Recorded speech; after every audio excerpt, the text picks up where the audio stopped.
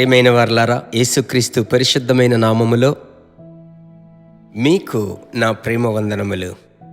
ఈ మార్చి నెల 25వ తేదీ ఉదయం మిమ్మల్ని కలుసుకోవడం నాకు గొప్ప సంతోషం. నిజంగా చెప్తున్నాను, ఆత్మలు ప్రభువులోనికి రావాలి, ప్రభు చేత కుటుంబములు ఆశీర్వదింపబడాలి, కుటుంబములు కట్టబడాలి. అదే ఆశ నాకు. నా బిడ్డలు సత్యమందు నడుచుకొనుచున్నారు అని వినేటప్పుడు అంతకు మించిన సంతోషం లేదు అని యోహాను చెప్పినట్లు మీరు సంతోషంగా ఉండండి. ప్రభువునందు సంతోషంగా ఉండమని మరలా చెప్తున్నాను. సంతోషమును పాడు చేసే సాతానుని కనిపెట్టి వాణ్ణి వెళ్ళగొట్టడానికి నూతన కృప ప్రభు మీకిచ్చి మిమ్మలను నడిపిస్తాడు. ఏ విధమైనటువంటి అనుమానం లేదు ఇందులో. ఈరోజు మనకు సంబంధించిన వాక్యం కీర్తనలు 46. కీర్తన 46:4. ఒక నది కలదు, దాని కాలువలు దేవుని పట్టణమును సర్వోన్నతుని మందిరపు పరిశుద్ధ స్థలమును సంతోషపరచుచున్నవి. ఒక నది కలదు. అదేమిటిది ఆ నది? నా ప్రియ సహోదరులారా, నది అనబడిన మాట సాధారణముగా వాగు అని తమిళములో అర్థం, ఆంగ్లంలో రివర్ అంటారు. అయితే దేవుని యొక్క వాక్యములో ఈ నదికి ఏమి మరి గుర్తొస్తుందంటే, ప్రభు అయినటువంటి యేసుక్రీస్తు తన నోరు తెరిచి చెప్పినటువంటి మాట. యోహాను 7వ అధ్యాయము 38వ వచనమును మీరు చదివి చూడండి.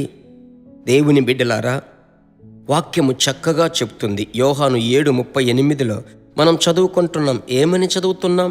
జీవ నదులు ప్రవహించును, నా యందు విశ్వాసముంచు వాడెవడో వాని కడుపులో నుండి జీవ జల నదులు పారును. అది 38. అలాగైతే ఆ నదులు అని యేసయ్య చెప్తున్నాడు. దేనిని మనసులో ఉంచుకొని చెప్తున్నాడు? 39 చూడండి. తన యందు విశ్వాసముంచువారు పొందబోవు ఆత్మను గూర్చి ఆయన ఈ మాట చెప్పాడు. అంటే పరిశుద్ధాత్మ యొక్క అభిషేకం ఉంది కదా, మీరు పొందుకున్నారు పరిశుద్ధాత్మ అభిషేకం. అది నదికి సాదృశ్యము, నదికి పోలిక అయ్యున్నది. అలాగైతే ఈ నది ఒక భయంకరమైన కరువు కాలములో వాగులన్నీ ఎండిపోయి అది అరణ్యముగా ఎండిన ఎడారిగా ఉన్నప్పుడు ఒక గొప్ప వర్షం, ఒక వారమంతా ఆ యొక్క వర్షము కురిసి వరదలు ఆ వాగులన్నీ విస్తారముగా ప్రవహించేటప్పుడు ఆ గ్రామములు పట్టణములు ఎలాగుంటాయి కొంచెం ఊహించుకొనండి. అది పచ్చదనముగా మారుతాయి. ఒక సంతోషం వస్తుంది, రైతులందరికీ మహదానందము కదా. అలాగైతే పరిశుద్ధాత్మ అను నది అది ప్రవాహముగా ప్రవహించేటప్పుడు హృదయంలో ఎంత సంతోషం తెలుసా? దీనిని తెలుసుకున్న సాతానుడు మిమ్మలను ప్రార్థించటానికి వదలడు, బైబిలు చదవడానికి వదలడం లేదు, ఏకాంతముగా దేవునితో సహవాసము చేయడానికి అనుమతించడం లేదు అనేది నేను ఆత్మలో ప్రేరేపింపబడి చెప్తున్నాను. అందువలన మీరు కావాలంటే ప్రాక్టీస్ చేయండి. తట్టుకోలేనిటువంటి వేదన మధ్య నిజంగా ప్రార్థించలేం. ఏకాంతముగా వెళ్ళి చేతులు పైకెత్తి నోరు తెరచి అన్య భాష మాట్లాడి, సరేనా, కొంచెం ఆత్మవశులై ప్రయత్నించండి. మీకు తెలియనటువంటి ఒక క్రొత్త బలం, దాని పేరే ఆత్మబలము. అలాగైతే ఆ మనసులో సంతోషపు అభిషేకం ఆత్మలో నింపబడి ప్రార్థించేటప్పుడు మీకు దొరుకుతుంది. ఆ యొక్క మనస్సులో ఆనందమే మంచి మనస్సే ఔషధము. That is good medicine. ఇది ఈ రోజుకు సంబంధించిన మాట. పట్టుకున్నారు కదా?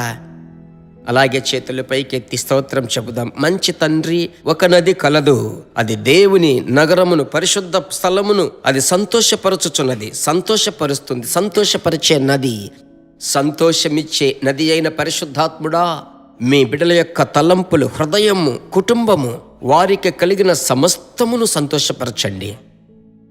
బిడ్డల ద్వారా సంతోషము పొందుకోవాలి. భార్య భర్త ద్వారా సంతోషం, దుఃఖం సంతోషముగా మారాలి. యేసు నామములో ప్రార్థిస్తున్నాను తండ్రి, ఆమెన్. ఇది దేవుడు మీకిచ్చిన ప్రవచన వాక్కు. సరేనా? విశ్వసిస్తున్నారు కదా? వెంటనే అనేకులకు షేర్ చేయండి. ఈ లింక్ షేర్ చేసి 1 నిమిషం ప్రార్థించండి. ఎవరెవరికి నేను షేర్ చేశానో ప్రభువా, వారిలోనికి సంతోషం దయచేయండి. సరేనా? మరలా కలుసుకుందాం. God bless you. మైన దేవుని బిడ్డలారా, ఈ వర్తమానము మీకు మిక్కిలి ఆశీర్వాదకరముగా ఉందని మేము నమ్ముచున్నాము. ఇంకనూ మా వర్తమానములను విని ప్రభువులు ఆశీర్వదింపబడుటకు జీసస్ మీట్స్ మినిస్ట్రీస్ అను మా యూట్యూబ్ ఛానల్ ను సబ్స్క్రైబ్ చేయండి. మరియు మా ప్రార్థన సహాయముకై మీరు సంప్రదించవలసిన మా ఫోన్ నెంబర్ 9841252836 మరియు 7299546363. Email gpsrobinson@hotmail.com. ప్రభు మిమ్మును ఆశీర్వదించునుగాక.